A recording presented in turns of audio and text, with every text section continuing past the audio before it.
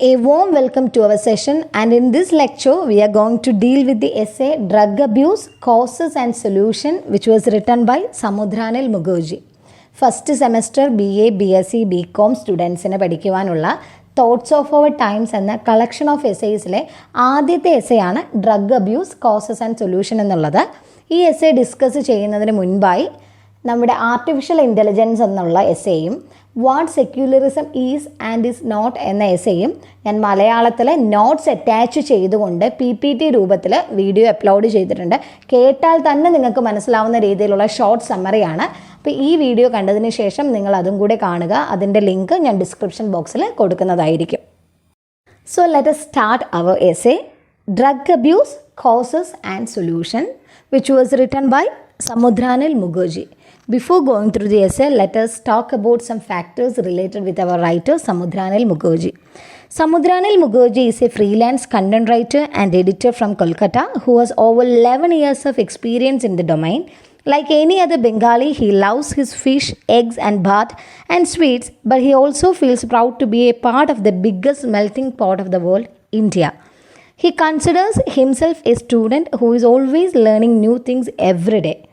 In this article that was first published online on 19th June 2017, Mukherjee observes one of the major reasons why drug abuse is rampant among youngsters.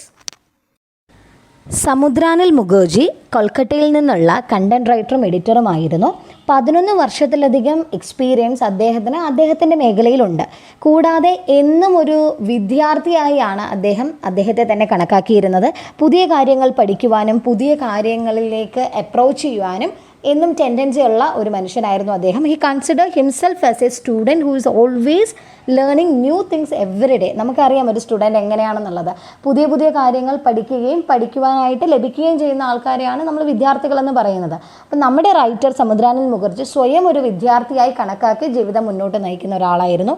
അദ്ദേഹത്തിൻ്റെ essay drug abuse, causes and solutions ഓൺലൈനിൽ publish ചെയ്തത് 19th June 2017 ഈ ഒരു എസ്സേയിൽ അദ്ദേഹം നമുക്ക് പറഞ്ഞു തരുന്നത് എങ്ങനെയാണ് ഈ ഡ്രഗ് യങ്സ്റ്റേഴ്സിൽ ഇത്രയും ഇമ്പാക്റ്റും ഇത്രയും ഇൻഫ്ലുവൻസും ഉണ്ടാക്കിയിരിക്കുന്നത്.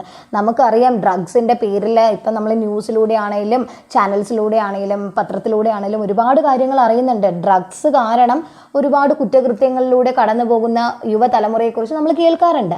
അപ്പം ഈ ഒരു ആർട്ടിക്കിളിൽ അദ്ദേഹം പറയുന്നതും അതുതന്നെയാണ്. എങ്ങനെയാണ് നമ്മുടെ ഈ ഒരു സമൂഹത്തിൽ ഡ്രഗ്സിന് ഇത്രയും ഒരു റോള് വന്നത്, എങ്ങനെ കൊച്ചു കുട്ടികൾ മുതൽ മുതിർന്ന ആളുകൾ, പ്രായപരിധിയില്ലാത്ത ആളുകൾ എങ്ങനെ ഈ ഡ്രഗ്സിലോട്ട് ഇൻവോൾവ് ആയി, എങ്ങനെ ഈ ഡ്രഗ്സ് യൂസേജ് ഡ്രഗ് അബ്യൂസായി മാറുന്നു, അതാണ് ഈ ആർട്ടിക്കിളിൻ്റെ ഉടനീളം അദ്ദേഹം പറഞ്ഞു തരുന്നത്. നമ്മുടെ എസ്സേ ബിഗിൻ ചെയ്യുന്നത് ഇങ്ങനെയാണ്: There are several reasons why drug usage soon gets changed to drug abuse. At a very basic level, this happens because the person concerned feels a desperate need to deal with stress, to get a momentary high or to just fit in with his or her peers, as happens in the case of youngsters. It soon reaches a stage where this need becomes much more than other needs in life, and the person begins to believe their survival depends on those drugs. ഇങ്ങനെയാണ് നമ്മുടെ essay തുടങ്ങുന്നത്. എങ്ങനെയാണ് drug usage drug അബ്യൂസായി മാറുന്നത്? നമുക്ക് എല്ലാവർക്കും അറിയാം, ഏതൊരു വ്യക്തി പ്രായപരിധി ഇല്ലാതെ ഏതൊരു വ്യക്തിയും ഡ്രഗിനെ ഡിപ്പെൻഡ് ചെയ്യുന്നത് അവരുടെ ലൈഫിൽ ഒരു സ്ട്രെസ്സ് വരുമ്പോഴാണ്. മേ ബി അക്കാഡമിക്കൽ സ്ട്രെസ് ആകാം, ഇല്ലെങ്കിൽ എന്തെങ്കിലും റിലേഷൻഷിപ്പ് ഫെയിലിയർ അങ്ങനെയുള്ള സ്ട്രെസ് ആകാം, അതും അല്ലെങ്കിൽ ജോബിൻ്റെ പ്രഷർ ആകാം. അപ്പോൾ എന്തൊരു പ്രശ്നം നമ്മുടെ ജീവിതത്തിൽ ഉണ്ടായാലും പ്രായപരിധി ഇല്ലാതെ ഒട്ടുമിക്ക പേരും ഡിപ്പെൻഡ് ചെയ്യുന്നത് ഡ്രഗ്സിനെയാണ്. എങ്ങനെയാണ് ഈ ഒരു ടെൻഡൻസിയിലേക്ക് എത്തിയത്? ഒരു പ്രശ്നം ഉണ്ടായിക്കഴിഞ്ഞാൽ ഉടനെ തന്നെ ഡ്രഗിനെ ഡിപ്പെൻഡ് ചെയ്യുന്ന ഒരു ആറ്റിറ്റ്യൂഡ് എങ്ങനെയാണ് ഉണ്ടായത്? ഇപ്പം കൊച്ചു കുട്ടികളുടെ, കോളേജിലെ കുട്ടികളുടെ കേസ് ആണെന്നുണ്ടെങ്കിൽ, അല്ലെങ്കിൽ ഒരു ചെറുപ്രായത്തിലുള്ള കുട്ടികളുടെ കേസ് ആണെന്നുണ്ടെങ്കിൽ, അവരുടെ പിയർ ഗ്രൂപ്പുമായിട്ട് അറ്റാച്ച് ചെയ്യാൻ വേണ്ടി, അല്ലെങ്കിൽ ആ ഒരു പിയർ ഗ്രൂപ്പിൽ ഒന്ന് ഫിറ്റ് ഇൻ ചെയ്യാൻ വേണ്ടി അവർ ഡ്രഗിനെ ഒരു മീഡിയമായിട്ട് എടുക്കാറുണ്ട്. അതായത് നമ്മുടെ കൂട്ടത്തിലുള്ള നമുക്കിഷ്ടപ്പെട്ട ഒരു ഗ്യാങ് ഉണ്ട് ഒരു കോളേജിൽ വന്ന് വെക്കുക. അപ്പോൾ പല കുട്ടികളും കൗമാരപ്രായക്കാരായിട്ടുള്ള അവർ പെട്ടെന്ന് ആ ഒരു ഗ്രൂപ്പിനോട് ഒരു അറ്റൻഷൻ അവർക്ക് ഉണ്ടാകും. ആ ഒരു ഗ്രൂപ്പ് എല്ലാവരുടെ അറ്റൻഷൻ സീക്ക് ചെയ്യുന്നതായിരിക്കും. അങ്ങനെ ആ ഒരു പിയർ ഗ്രൂപ്പിലോട്ട് ചെന്ന് മേർജ് ചെയ്യാനായിട്ട് അവർ കണ്ടെത്തുന്ന ഒരു മീഡിയം എന്ന് പറയുന്നത് ഇവരുടെ കൂടെ പോയിരുന്ന ഡ്രഗ് റിലേറ്റഡ് ആക്ടിവിറ്റീസിൽ ഇൻവോൾവ് ആകുക എന്നതാണ്. പൊതുവെ എല്ലാ യങ്സ്റ്റേഴ്സും ഡ്രഗിനെ ഡിപ്പെൻഡ് ചെയ്ത് തുടങ്ങുന്നത് ഇങ്ങനെ ഒരു രീതിയിലൂടെയാണ്.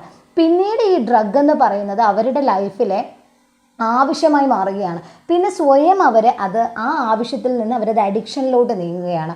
പിന്നീട് അവരുടെ മനസ്സിൽ ഈ ഒരു ഡ്രഗ് സംഭവങ്ങളില്ലാതെ, ലഹരി വസ്തുക്കളില്ലാതെ അവരുടെ ലൈഫിൽ അവർക്ക് സർവൈവ് ചെയ്യാൻ പറ്റാത്തൊരവസ്ഥയിലെത്തുന്നു. അതാണ് ഡ്രഗ് അഡിക്ഷൻ. അപ്പം ചെറിയ ഒരു സ്ട്രെസ്സിൽ നിന്ന് മാറുവാനോ അല്ലെങ്കിൽ ചെറിയ ഏതെങ്കിലും ഒരു പിയർ ഗ്രൂപ്പിൻ്റെ അറ്റൻഷൻ സീക്കുവാനോ ആയിരിക്കും നമ്മൾ ഡ്രഗിനെ ഡിപ്പെൻഡ് ചെയ്യാൻ തുടങ്ങുന്നത്. പക്ഷെ പിന്നീട് ഈ ഒരു ഡ്രഗ് നമ്മുടെ ലൈഫിനെ തന്നെ നമ്മുടെ ലൈഫിനെ തന്നെ നിയന്ത്രിക്കാൻ തുടങ്ങും. അങ്ങനെ ഒരു അവസ്ഥയിലാണ് പിന്നീട് നമുക്ക് ഡ്രഗ് ഇല്ലാണ്ട് സർവൈവ് ചെയ്യാൻ പറ്റാത്ത സിറ്റുവേഷൻസിലോട്ട് മാറുന്നത്. നമ്മുടെ സൊസൈറ്റിയിൽ എങ്ങനെയാണ് ഡ്രഗ് എന്ന് പറയുന്ന ഫാക്ടർ ഒരു ഒഴിച്ചുകൂടാത്ത അവസ്ഥയിലോട്ട് എത്തിച്ചേർന്നത്? എങ്ങനെയാണ് യങ്സ്റ്റേഴ്സിനെ മെൻ്റലി ആൻഡ് ഫിസിക്കലി ഡ്രഗിൻ്റെ ഇൻഫ്ലുവൻസ് എഫക്റ്റ് ചെയ്യുന്നത്? തുടർന്ന് എന്തൊക്കെ പ്രശ്നങ്ങളിലൂടെയാണ് നമ്മൾ കടന്നു പോകുന്നത്? എത്ര ആരോഗ്യം, ശാരീരികമായ പ്രശ്നങ്ങൾ, മാനസികമായ എത്രയോ പ്രശ്നങ്ങൾ ഡ്രഗിൻ്റെ യൂസേജ് വഴി നമുക്ക് ഉണ്ടായിട്ടുണ്ട്. പൊതുവെ എങ്ങനെ ആണ് ആദ്യമായി നമ്മൾ ഡ്രഗിനോടൊരു താല്പര്യം കാണിച്ചു തുടങ്ങുന്നത്? ഇതൊക്കെയാണ് ഈ എസ്സേയിൽ സമുദ്രാനിൽ മുഖർജി നമ്മുടെ മുന്നിൽ തുറന്നു കാണിക്കുന്ന കാര്യങ്ങൾ. One of the major reasons for drug abuse, and this is especially applicable for youngsters doing drugs, is its presence and at times glorifications in popular media such as television, series and films. Quite often, it so happens that doing drugs is romanticized and some fictional positive aspects of the same are shown. Thus, it becomes a thrilling and seductive affair for youngsters who can be misguided easily because of their relative lack of experience in life. നമുക്കറിയാം, cinema എടുക്കുക. Cinema എന്ന് പറയുന്ന ഒരു മീഡിയയിൽ, ഒരു popular media ആണല്ലോ സിനിമയും television സീരിയൽസും സീരീസും ഒക്കെ. ഇന്ന് ഒരുവിധം ഉള്ള ആളുകൾ എല്ലാവരും അഡിക്റ്റഡ് ആയിട്ടുള്ള ഒരു പോപ്പുലർ മീഡിയയാണ് സിനിമ, സോഷ്യൽ മീഡിയാസ്, അങ്ങനെയുള്ളതൊക്കെ. അവിടെ എങ്ങനെയാണ് ഡ്രഗിനെ പോർട്രേ ചെയ്തിട്ടുള്ളത്? എപ്പോഴും ഡ്രഗ്സിനെ വളരെ റൊമാൻറ്റിസൈസ് ചെയ്തിട്ടാണ് ഒട്ടുമിക്ക സീരിയൽസിലാണെങ്കിലും സീരീസിലാണെങ്കിലും സിനിമകളിലാണെങ്കിലും കാണിച്ചിട്ടുള്ളത്. ഒന്നെങ്കിൽ ഒരാളുടെ കൺഫെഷൻ, ലവിൻ്റെ കൺഫെഷൻ കാണിക്കുന്നത് ഡ്രഗ് യൂസ് ചെയ്ത്, ഇപ്പം മദ്യം കഴിച്ചു വന്നിട്ടായിരിക്കും ഡ്രഗിൻ്റെ ഇൻഫ്ലുവൻസിലായിരിക്കും വന്ന് ഒരാളോടുള്ള ഇഷ്ടം കൺവേ ചെയ്യുന്നത്. അപ്പോൾ അവിടെ ഡ്രഗിൻ്റെ യൂസേജിനെ റൊമാൻറ്റിസൈസ് ചെയ്യുകയാണ്. അതായത് ഡ്രഗ് കഴിച്ചു വരുമ്പോഴത്തേക്കും നമുക്ക് കൺഫസ് ചെയ്യാനായിട്ട് ധൈര്യം കിട്ടുന്നു. ഇതൊക്കെ സിനിമയിലൂടെ കിട്ടുന്ന തെറ്റായ ധാരണകളാണ്. ഞാൻ കുറച്ച് മൂവീസിൻ്റെ എക്സാമ്പിൾ പറയാം. ചോക്ലേറ്റ് മൂവിയുടെ ക്ലൈമാക്സിൽ പൃഥ്വിരാജിൻ്റെ ഒരു കൺഫെഷൻ സീൻ ഉണ്ടല്ലോ. ആ സീനിൽ എങ്ങനെയാണ് വന്ന് കൺഫസ് ചെയ്യുന്നത്? അത്രയും സ്റ്റേജിൽ ആളുകൾ ഇരിക്കെ ധൈര്യപൂർവ്വം വന്ന് കൺഫസ് ചെയ്യുന്നത് ഈ കള്ള് കുടിച്ച് വന്നിട്ടാണ് കൺഫസ് ചെയ്യുന്നത്. അപ്പോൾ ആ സിനിമയിൽ ഡ്രഗിനെ റൊമാൻറ്റിസൈസ് ചെയ്യുകയാണ്. നമുക്ക് എല്ലാവർക്കും ഇഷ്ടപ്പെടുന്ന ഒരു നടനിലൂടെ ഡ്രഗിനെ ഭയങ്കരമായി പോപ്പുലറൈസ് ചെയ്യുകയാണ്. അവിടെ വന്ന് ആക്ച്വലി നല്ലൊരു രീതിയിൽ അത് കൺഫസ് ചെയ്യുന്നതിന് പകരമായി ഡ്രഗ് യൂസ് ചെയ്ത് വന്ന് മദ്യം കഴിച്ചുകൊണ്ട് വന്നിട്ട് ആ ഒരു സീനാണ് ആ സിനിമയിൽ കാണിക്കുന്നത്. പക്ഷെ നമ്മൾ ഒരുപാട് ചിരിപ്പിക്കുകയും സിനിമയുടെ ക്ലൈമാക്സ് മൊമെൻ്റ് ആയതുകൊണ്ട് നമ്മൾ ഏറെ ആകർഷണമായി ഇരുന്ന് കണ്ട ഒരു ഫാക്ടർ കൂടിയാണ് ആ സിനിമയുടെ ആ ഭാഗം. അതുപോലെ തന്നെ തിളക്കം സിനിമയിൽ സലീം കുമാർ ദിലീപിന് ഡ്രഗ് കൊടുക്കുന്നു. അതായത് സിഗരറ്റ് രൂപത്തിൽ മരിജ്വാനയോ എന്തോ കൊടുക്കുകയാണ്. ആ ഒരു സീൻ കണ്ട് നമ്മളെല്ലാവരും കൈയടിച്ച് ചിരിച്ചതാണ്. അപ്പോൾ പോലും ഡ്രഗിൻ്റെ യൂസേജിനെ അവിടെ നെഗറ്റീവായിട്ടല്ല പോർട്രേ ചെയ്തത്. ആളുകളെ ചിരിപ്പിക്കുവാനുള്ള ഒരു ഫാക്ടർ, ഒരു ചിരിക്കുന്ന ഒരു കോമിക് എലമെൻ്റ് ആയിട്ടാണ് തിളക്കം എന്ന സിനിമയിൽ ഡ്രഗിൻ്റെ യൂസേജ് കാണിക്കുന്നത്. ദിലീപ് ഡ്രഗ് യൂസ് ചെയ്ത് കഴിഞ്ഞാൽ ഉടനെ ഇംഗ്ലീഷ് പറയുന്നു. All the dreams like twinkle stars like glowing charm, ഇങ്ങനെ എന്തോന്നാണ് അതിനകത്ത് ദിലീപ് പറയുന്നത്. അത് കണ്ട് കൈയടിച്ചവരാണ് നമ്മൾ. അപ്പോൾ ആ ഒരു ഡ്രഗ് യൂസേജിനെ അവിടെ പോപ്പുലറൈസ് ചെയ്യുകയാണ് ഉണ്ടായത്. ഒരുപാട് സീനുകളിലും ഇതുപോലെ ഡ്രഗ്സിനെ കോമിക് രൂപത്തിലും അല്ലെങ്കിൽ അതിൻ്റെ ആഫ്റ്റർ എഫക്ട്സിനെ തമാശ രൂപേണയുമാണ് നമ്മുടെ മുന്നിലേക്ക് എത്തിച്ചിട്ടുള്ളത്. ഇപ്പോൾ കൊറിയൻ സീരീസ് ഡെവലപ്ഡായി വരുന്നിട്ടുള്ള ഒരു ജാനറാണ് സീരീസ് എന്നുള്ളത്.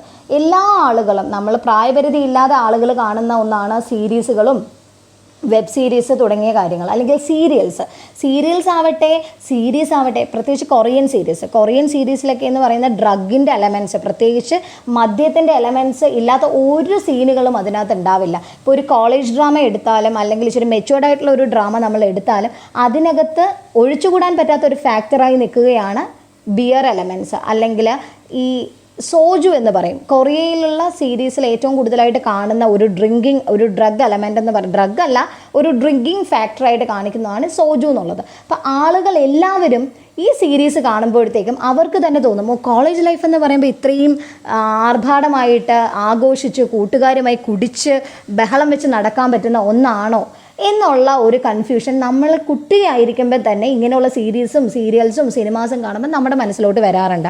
ഇപ്പം ഞാൻ പറഞ്ഞ ഈ ഒരു എക്സാമ്പിൾസ് മാത്രമല്ല സിനിമയുടേതായിട്ടുള്ളത്. തിളക്കമോ അല്ലെങ്കിൽ ചോക്ലേറ്റ് മൂവിയോ മാത്രമല്ല, ഒരുപാട് സിനിമകളുണ്ട്. കൊറിയൻ സീരീസ് എടുത്തു കഴിഞ്ഞാൽ അതിലുടനീളം ഡ്രഗ്സിൻ്റെ ഇൻഫ്ലുവൻസ് ആണ് ഉള്ളത് മുഴുവനും. ഏത് സിനിമ, കോളേജ് മൂവീസ് കണ്ടാലും അതിനകത്ത് ഡ്രഗിൻ്റെ ഇമ്പാക്റ്റും ഇൻഫ്ലുവൻസും കൂടുതലാണ്.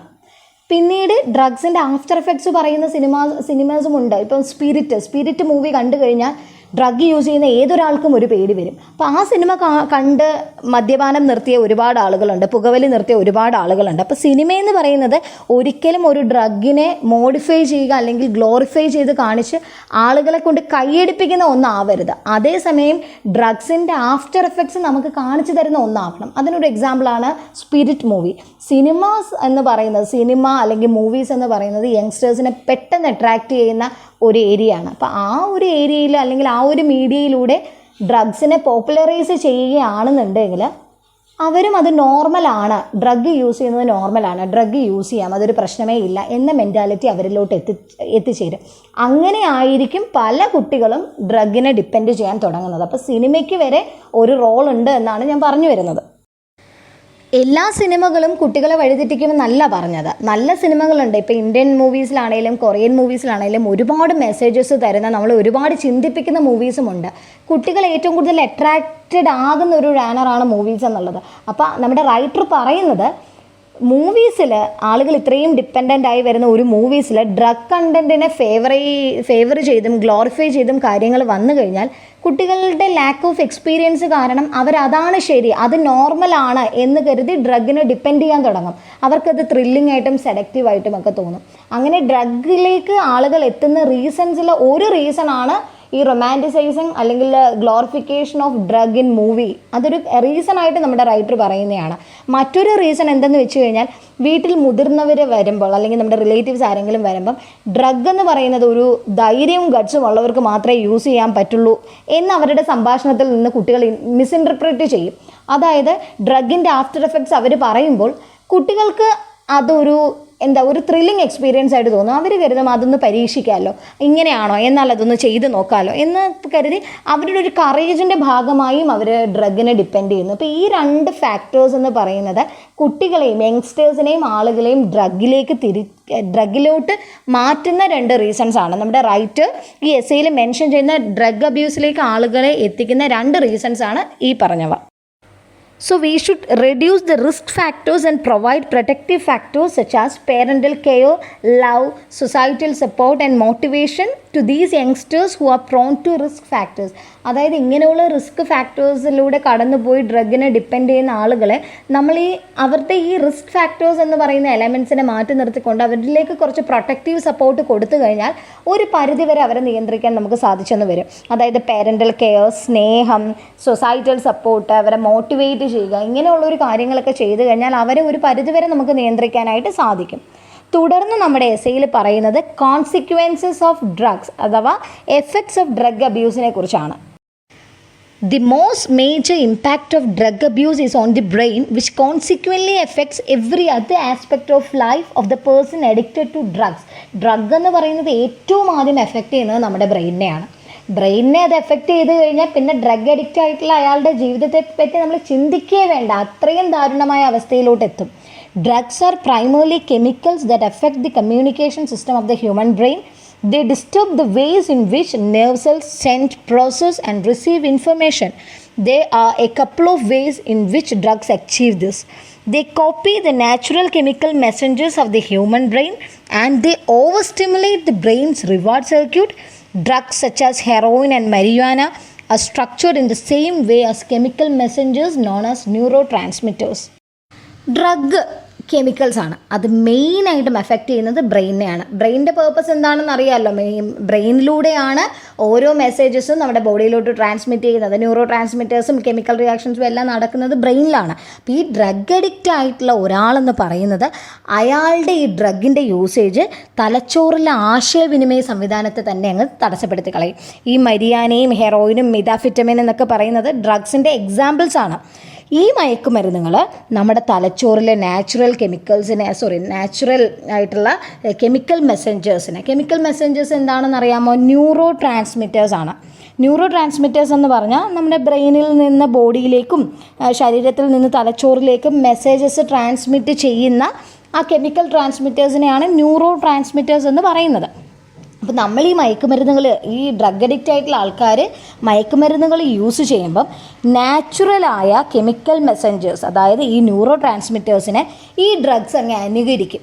അവരതിനെ അങ്ങ് ഇമിറ്റേറ്റ് ചെയ്തിട്ട് നമ്മുടെ ബ്രെയിനിൻ്റെ റിവാർഡ് സർക്യൂട്ടിനെ അവർ ട്രിഗർ ചെയ്യും. അതായത് ഈ ന്യൂറോ ട്രാൻസ്മിറ്റേഴ്സായിട്ട് ഇവർ ഇമിറ്റേറ്റ് ചെയ്തിട്ട് ബ്രെയിനിൻ്റെ റിവാർഡ് സർക്യൂട്ടിനെ അത് ട്രിഗർ ചെയ്യുകയും ചെയ്യും. These neurotransmitters are produced naturally by the human brain. As a result of this similarity, the drugs can fool the receptors of the human brain and activate the nerve cells in such a way that they send some abnormal messages. In the case of drugs like methamphetamine and cocaine, the nerve cells get activated and these release extraordinarily large volumes of neurotransmitters. They are also capable of preventing the brain from recycling these chemicals in a normal manner.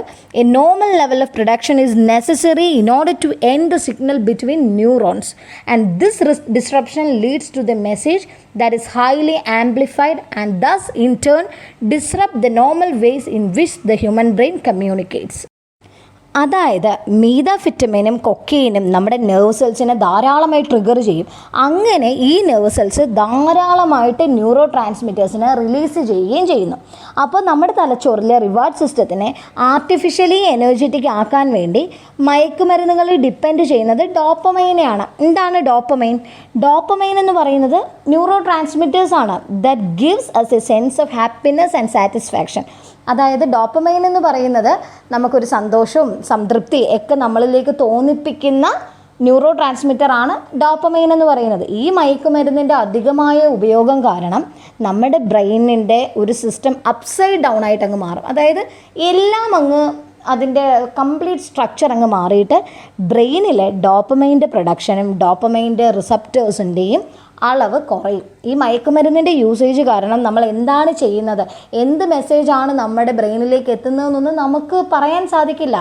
ആകെയുള്ള chemical മെസ്സഞ്ചേഴ്സിൻ്റെ full ലെവലിനെ ഡ്രഗിൻ്റെ usage ഇളക്കി മറിക്കുക തന്നെ ചെയ്യുന്നത് വേണമെങ്കിൽ നമുക്ക് പറയാം.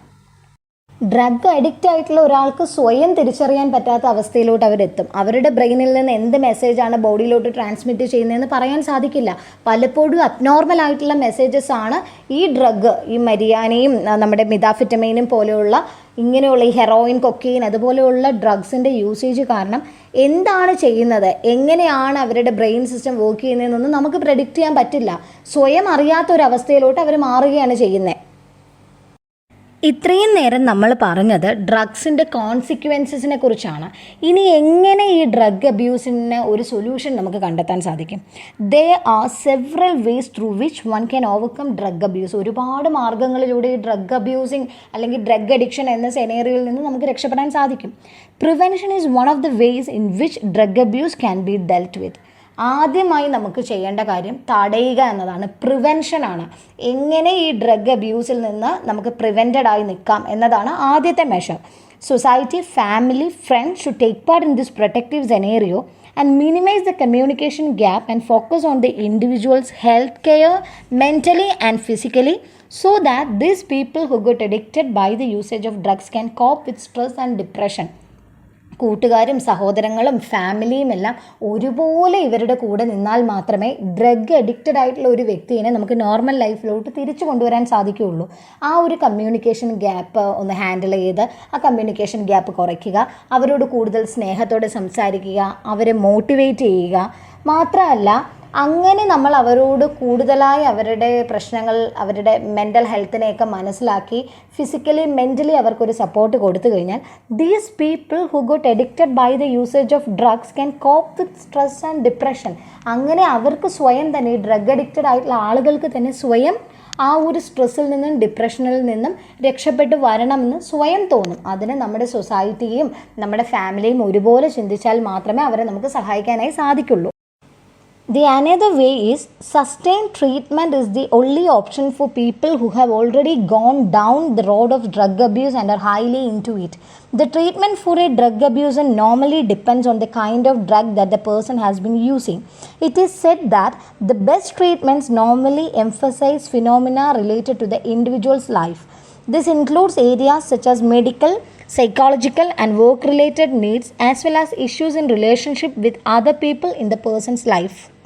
Drug abuse ആയിട്ടുള്ള ഒരാളെ, drug addicted ആയിട്ടുള്ള ഒരാളെ രക്ഷിക്കാൻ പറ്റുന്ന മറ്റൊരു മാർഗം എന്ന് പറയുന്നത് ട്രീറ്റ്മെൻറ്റിലൂടെയാണ്. നമുക്കറിയാം ഡ്രഗ് ഡി അഡിക്ഷൻ സെൻറ്റേഴ്സിനെ പറ്റിയും ഒരുപാട് അങ്ങനെയുള്ള ഹെൽത്ത് കെയർ ആയിട്ടുള്ള കാര്യങ്ങളെ പറ്റി നമുക്കറിയാം. അപ്പോൾ ഇങ്ങനെയുള്ള ഒരാളെ നമ്മൾ ട്രീറ്റ് ചെയ്താൽ മാത്രമേ, അതായത് കൂടുതൽ അഡിക്റ്റഡ് ആയിട്ടുള്ള ഒരാളെ ട്രീറ്റ്മെൻറ്റിലൂടെ മാത്രമേ നമുക്ക് മാറ്റിയെടുക്കാൻ പറ്റുള്ളൂ. അപ്പോൾ മോട്ടിവേഷൻസും ഫാമിലി സപ്പോർട്ടും ഒക്കെ വേണമെങ്കിൽ കൂടി അതിനോടൊപ്പം തന്നെ അഡിക്ഷൻ്റെ ലെവൽ അനുസരിച്ച് ട്രീറ്റ്മെൻറ്റും അനിവാര്യമാണ്. അപ്പോൾ ഒരു ട്രീറ്റ്മെൻറ്റ് നടത്തുന്നത് അയാളുടെ ഇൻഡിവിജ്വൽ ലൈഫ് സ്റ്റൈലിനെ ഡിപ്പെൻഡ് ചെയ്തും അയാളുടെ സൈക്കോളജിക്കൽ അല്ലെങ്കിൽ അയാളുടെ കറക്റ്റ് ഒരു ഡെയിലി ലൈഫിൻ്റെ റൊട്ടീനെ ബേസ് ചെയ്താണ് അങ്ങനെ ഒരു ട്രീറ്റ്മെൻറ്റ് നടത്തുന്നത്. ട്രീറ്റ്മെൻറ്റിലൂടെയും നമുക്ക് ഡ്രഗ് അഡിക്റ്റഡ് ആയിട്ടുള്ള ഒരാളെ ജീവിതത്തിലേക്ക് കൊണ്ടുവരാനായിട്ട് സാധിക്കും. Now let us talk about victims. Street children are addicted to drugs in India. ഇന്ത്യയിലെ തെരുവോരത്ത് താമസിക്കുന്ന കുട്ടികളിൽ മയക്കുമരുന്ന് യൂസ് ചെയ്യുന്നവരുടെ സാധ്യത വളരെ കൂടുതലാണെന്ന് കണ്ടെത്തിയിട്ടുണ്ട്. According to the Ministry of Social Justice and Empowerment, 46,410 cases of substance abuse by street children were reported in Delhi last year. The cases of consumption of drug substances during the year were heroin 840, opium 420, pharmaceutical opioids 210, sedatives 210. These figures based on a recent study by the All India Institute of Medical Sciences, AIIMS. The NGO Save the Children stated that about 50,923 children live on the streets of Delhi in 2011. Out of this, 46,411 children were addicted to drugs. 2011 ഡൽഹിയിലെ തെരുവോരത്ത് 50,923 കുട്ടികളിൽ 46,411 കുട്ടികൾ മയക്കുമരുന്ന് use ചെയ്തതായിട്ട് save the children എന്ന സംഘടന report ചെയ്തിട്ടുണ്ട്. 2016 15 18 വയസ്സിൽ താഴെ മരിച്ച കുട്ടികളുടെ എണ്ണം എടുത്തു കഴിഞ്ഞാൽ as per the records of the National Crime Records Bureau 53 and 34 unnatural death of children below 18 years were recorded due to drug overdose. ഡ്രഗിൻ്റെ ഓവർഡോസ് കാരണമാണ് 18 വയസ്സിന് കീഴെയുള്ള കുട്ടികളിൽ അൺനാച്ചുറൽ ഡെത്ത് വന്നിട്ടുള്ളതെന്ന് നാഷണൽ ക്രൈം റെക്കോർഡ്സിൻ്റെ റെക്കോർഡ് പരിശോധിക്കുമ്പോൾ നമുക്ക് മനസ്സിലാക്കാൻ സാധിക്കുന്നുണ്ട്. അത്രയും ഭയാനകമായ ഒരു അവസ്ഥയാണത്. Certain measures were taken by state, central government and NGO to prevent drug activities and they took initiatives to fight against drug abuse. Drug അബ്യൂസിനെ ഫൈറ്റ് ചെയ്ത് നിൽക്കുവാനും അതിൻ്റെ ഇൻഫ്ലുവൻസ് കുറയ്ക്കുവാനുമായി ധാരാളം നടപടികൾ നമ്മുടെ സംസ്ഥാന സർക്കാരും കേന്ദ്ര സർക്കാരും NGOസും ഒരുപാട് സന്നദ്ധ സംഘടനകളും ചെയ്തു തുടങ്ങി. അതിലൊന്നാണ് ഹരിയാന ഗവൺമെൻറ് കൊണ്ടുവന്ന കാര്യപദ്ധതിയായ central sector scheme of assistance for prevention of alcoholism and substance എന്നുള്ളത്. ഈ നടപടിയിൽ ഹരിയാന ഗവൺമെൻറ് ഒരുപാട് സ്ഥാപനങ്ങൾക്ക്, പഞ്ചായത്ത് രാജ് ഇൻസ്റ്റിറ്റ്യൂഷൻസിനും അല്ലാതെ ചാരിറ്റബിൾ ഇൻസ്റ്റിറ്റ്യൂഷൻസിനും NGOസിനും ധാരാളം ഫണ്ട് അനുവദിക്കുകയും ഈ ഫണ്ട് ഉപയോഗിച്ച് മയക്കുമരുന്ന് യൂസ് ചെയ്യുന്ന ആളുകളെ ജീവിതത്തിലേക്ക് തിരിച്ചു കൊണ്ടുവരികയും ചെയ്യാമായിരുന്നു. ഇതാണ് ഹരിയാന ഗവൺമെൻറ്റിൻ്റെ നടപടിയുടെ ലക്ഷ്യം. The Haryana government implemented a scheme titled Central Sector Scheme of Assistance. Under this scheme, financial assistance was given to the eligible NGOs, Panchayat Raj institutions and urban local bodies by the government, which in turn will provide integrated services for the rehabilitation of addicts. An advisory was issued by government to all states and UTs asking them to take measures for the prevention of substance abuse among children. The next one is Charidar Nirman Sevadan. ഈ സന്നദ്ധ സംഘടന എല്ലാവരുടെയും attention പ്രിസണേഴ്സിലോട്ട് എത്തിച്ചു. അതായത് പ്രിസണിൽ കിടക്കുന്ന ആളുകളും jail നിവാസികളായിട്ടുള്ള ആളുകൾക്കും drug use ചെയ്യാനുള്ള ടെൻഡൻസി ഉണ്ടെന്നും അവരെ ആ ഒരു യൂസേജിൽ നിന്ന് വിമുക്തരാക്കണമെങ്കിൽ അവർക്ക് കൗൺസിലിംഗും കൊടുക്കണം. ഈ ഒരു കാര്യമാണ് ചരിതർ നിർമ്മാൺ സേവദാൻ എന്ന NGO മുന്നോട്ട് വെച്ച ആശയം. The next one is Chedana, and this is an NGO which runs an unofficial recreation center for children inside the Nizamuddin police station. They mainly focus on developing friendly relation between the police and street children who are more susceptible to drugs and crime. അതായത് ചേതന എന്ന NGO try ചെയ്യുന്നത് to establish a friendship between police and street children. മയക്കുമരുന്ന് use ചെയ്തേക്കാവുന്ന street ചിൽഡ്രനും പോലീസും തമ്മിൽ ഒരു friendly റിലേഷൻഷിപ്പിലോട്ട് എത്തണം എന്നതാണ് ചേതന എന്ന NGO പുറത്തേക്ക് വിട്ട ആശയം. And the next one is the Delhi AIDS Control Society, and this suggested a plan in which more than 400 medical officers working in 260 Delhi government dispensaries and 150 specialists working in 32 Delhi government hospitals will be trained on a long-term basis at the Institute of Human Behavior and Allied Sciences. DACSൽ പറയുന്നത് മയക്കുമരുന്ന് use ചെയ്യുന്ന ആളുകളെ treat ചെയ്യുന്ന ഡോക്ടേഴ്സിന് behavioural തെറാപ്പിയും സൈക്കോതെറാപ്പിയും physical ട്രെയിനിങ്ങും എല്ലാം കൊടുക്കേണ്ടത് അത്യാവശ്യമാണ്, അനിവാര്യമാണ് എന്നതാണ്. And under their pressure, the authorities were advised to keep a strict check on the sale and purchase of addictive medicines available in pharmacies. The license of 20 shops had been cancelled in 2016 who sold such harmful drugs. നമ്മുടെ DACSൻ്റെ നിർദ്ദേശം അനുസരിച്ച് medical ഷോപ്പുകളും ഫാർമസ്യൂട്ടിക്കൽസും എല്ലാം കൂടുതൽ check ചെയ്യുകയും തുടർന്ന് 20ഓളം ഷോപ്പുകൾ 2016 പൂട്ടിക്കുകയും ചെയ്തു. കാര്യം അവിടെ ഹാംഫുൾ ആയിട്ടുള്ള ഡ്രഗ്സ് ആണ് സെയിൽ ചെയ്തുകൊണ്ടിരുന്നത്. ഡ്രഗിൻ്റെ യൂസേജസ് എങ്ങനെയാണ് യങ്സ്റ്റേഴ്സ് ഇതിലേക്ക് ഇത്രയും അഡിക്റ്റഡ് ആയത്, എന്തൊക്കെയാണ് ഡ്രഗിൻ്റെ കോൺസിക്വൻസസ്, അതിൻ്റെ സൊല്യൂഷൻസ് എന്തൊക്കെയാണ്, എങ്ങനെ നമ്മുടെ യങ്സ്റ്റേഴ്സിനെ ഡ്രഗിൽ നിന്ന് വിമുക്തമാക്കി അവരെ എങ്ങനെ സേവ് ചെയ്യാം, ഏതൊക്കെ മെഷേഴ്സ് ഡ്രഗിന് എഗെയിൻസ്റ്റ് ആയിട്ട് നമുക്ക് കൊണ്ടുവരാം, ഏതൊക്കെ NGOs ആണ് ഡ്രഗ് റിലേറ്റഡ് ആക്ടിവിറ്റീസിന് എതിരെയായി പ്രവർത്തിക്കുന്നത്, ഇങ്ങനെയുള്ള കാര്യങ്ങളാണ് ഈ ഒരു ആർട്ടിക്കിളിൽ പറഞ്ഞിട്ടുള്ളത്. നമ്മുടെ കറണ്ട് സിറ്റുവേഷനായിട്ട് ഒരുപാട് റിലേറ്റ് ചെയ്യുന്ന ഒരു എസ്സേ ആണ്. നന്നായിട്ട് വായിക്കുക, ടെക്സ്റ്റ് ബുക്കായിട്ട് വായിച്ച് ടെക്സ്റ്റുവൽ ക്വസ്റ്റ്യൻസ് അറ്റൻഡ് ചെയ്യുക. എന്തെങ്കിലും ഡൗട്ട്സ് ഉണ്ടെങ്കിൽ കമൻറ്റ് സെക്ഷനിൽ വരിക. Thank you so much. Have A nice day.